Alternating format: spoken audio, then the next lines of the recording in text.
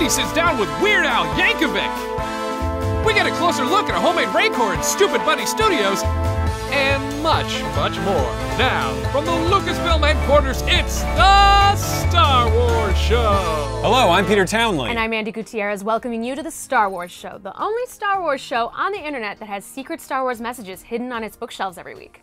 Is that true? No, I'm just messing with Reddit. Let's go to the news. Kicking things off this week with some comics news because it's Wednesday, Marvel has just sent over the first look at Star Wars number 22. The comic, written by Eisner Award winner Jason Aaron with art by Jorge Molina and cover by Mike Deodato, finds the Rebel Alliance on a mission attempting to hijack a Star Destroyer. And you can find out for yourself how this adventure pans out when the issue hits store shelves on August 24th. Also from Marvel this week are more variant covers for the 25th and final issue of Darth Vader. First is the action figure cover by John Tyler Christopher featuring Dr. Aphra in classic Kenner form. Next up is Adi Granov's cover featuring a powerful image of Vader and his saber flanked by Dr. Aphra as well as 000 and BT-1. And you can pick up all the variant covers for Darth Vader number 25 when the comic is released later this year. In movie news, we are very excited to reveal an exclusive first look at a brand new ship in Rogue One. As seen in this never before seen still from Rogue One, the ship is called the U-Wing, and here to talk more in depth about the ship is our good friend from the Lucasfilm Story Group, Matt Martin. Hi. Wait, this isn't my office. So, the U-Wing. The U-Wing is a new ship in the Star Wars universe. It's a troop transport and gunship, so it's there to bring in rebel troops to heavy fire zones and get out as quickly as possible. So it's not just a fighter, it's got sort of a convertible wing situation, Exactly. so it can go back and forth? Exactly, the wings move depending on the situation, and it's there to both drop off troops and provide air support. Interesting. What's the full technical name? It's the Incom UT-60D. Also really cool about it is that it was sort of secretly unveiled last year at Star Wars Celebration Anaheim, where the very first piece of Rogue One concept art is actually showing a U-Wing dropping off troops. Super cool. Thanks, Matt. No problem. And for more Star Wars news from around the galaxy, make sure to check out StarWars.com. Stick around. More Star Wars show after this.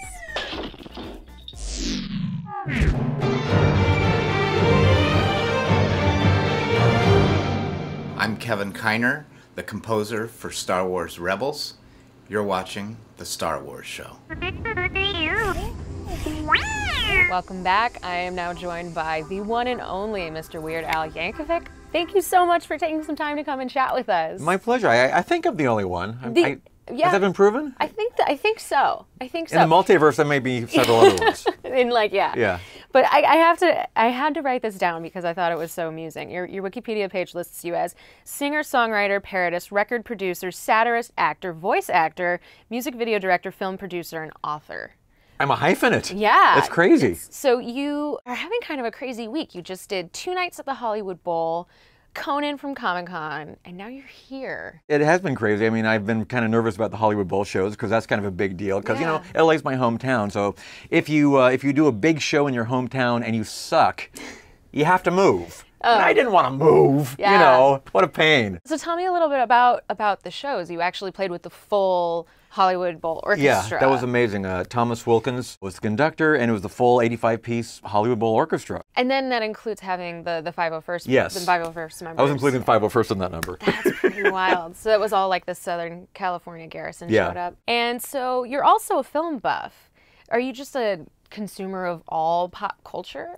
Well, I'm particularly a Lucasfilm fanboy. Also, I'm a fan. I love pop culture and I try to be aware of what's going on. And having a tour here is pretty mind-boggling. I have my iPhone out, I'm like taking pictures of everything. It's just like everything's just amazing to me. So you've done 2 pretty popular Star Wars parody songs, and you've closed all your shows with Yoda, which has become a pretty important part of our fan community. I mean, well, people have grown up listening to that song. What was the inspiration to do that song in the beginning?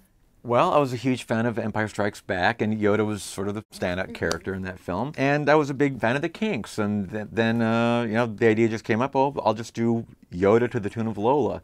And I was in college at the time. This was 1980, and I recorded a really primitive version of it for the Dr. No show, just me and the accordion. The Yoda-Lola connection, I think, is a little more logical, but when you did the Saga Begins to American Pie, how do you pair that up? I knew that I wanted to do something with episode 1. I was trying to think, what song could I pair it up with? And normally I do a song that's very contemporary and popular, and I was looking at the charts and thinking, I don't know if I want to, Star Wars seems like it's weightier than that. It's got more gravitas, and I thought I should really do it with a classic rock song. And then I thought of American Pie, and it had a real narrative structure to it, and I thought, oh, no, I could really do something with this.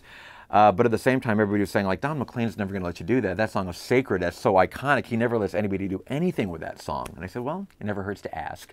And we put the request out, and he came back and he said, yeah, sounds great. So you're now doing your mandatory tour. Yes. And you're on your second leg of it, correct? Yeah, it's the same tour. Basically, we just took a big break in the middle. We did 5 months last year, took a lot of time off, and now we're doing a 4-month block this year. And we've got about 2 more months to go. And then the tour will end at Radio City Music Hall on September 24th. And then I'm done for a while. I'm taking next year off touring entirely. If and when we come back to tour, it'll be 2018. That's great. You get some time off. But before we go, the Star Wars Show would like to present you with a very special award.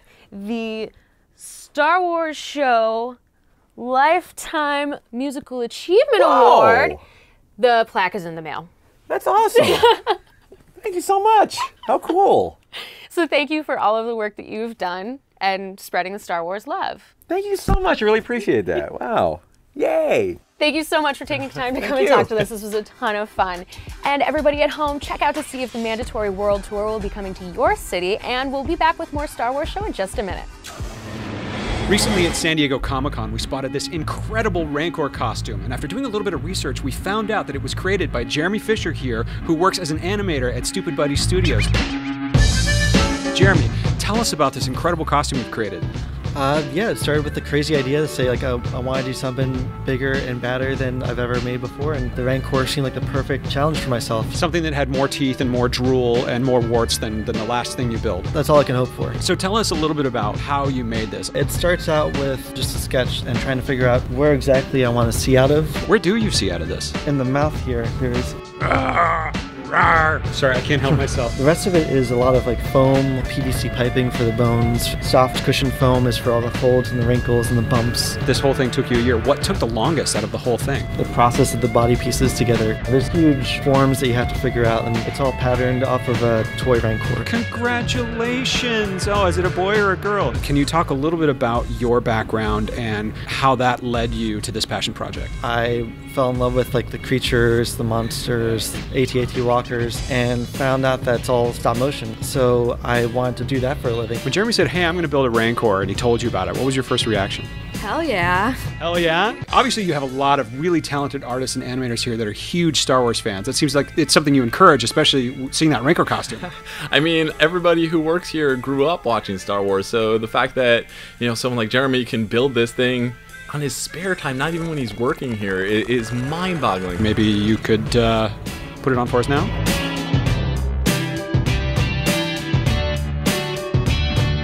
Thanks so much, you guys, for showing us this costume. It's incredible, and hope to see you at future conventions. Yeah, of course. Thanks for having us. We're going to put this back on. Sorry, we'll talk to you soon. I had no idea the Star Wars Show had a Lifetime Musical Achievement Award. Oh yeah, it's very prestigious. I'd say it's just as cool as a Grammy. So it's like a Grammy, but only for music about Star Wars, awarded by a 3-month-old show that's also about Star Wars. Yeah, like I said, very prestigious. Yeah. Okay, well, last week we asked to see your cosplay, and boy did you deliver, from the store-bought costumes from the 70s, which are my personal favorite, to a shirtless, very fit Kit Fisto, and Ahsoka and Dave Filoni, a Boba Fett from loyal viewers, Star Wars Explained, and even a Joe Costa new. There were so many great costumes that we couldn't fit them all in here, so we highly suggest you check them out for yourselves by searching the hashtag SWS Cosplay. And speaking of cosplay, the Rancor costume you saw a few moments ago, well, it doesn't have a name yet, and its creator Jeremy has asked us for your help. Leave your suggestion for a name in the comments below, or use the hashtag #NameARancor, and we will share our favorite name next week. Finally, we have an exciting bit of news to share. The Star Wars Show is happy to announce our brand new series, the Star Wars After Show, presented by Verizon, where we and other Lucasfilm employees sit down to discuss the biggest Star Wars stories of the week in a free-form roundtable setting. It's super relaxed, super fun, and a great all-around time that you will definitely not want to miss. The show begins Thursday, August 4th, with new episodes airing every Thursday only at youtube.com/Verizon. And as always, remember to like the video, subscribe to the channel, like us on Facebook, follow us on Twitter, Instagram, Vine, Google+, and download the app. Thanks for watching the Star Wars Show presented by Verizon, and may the Force be with you.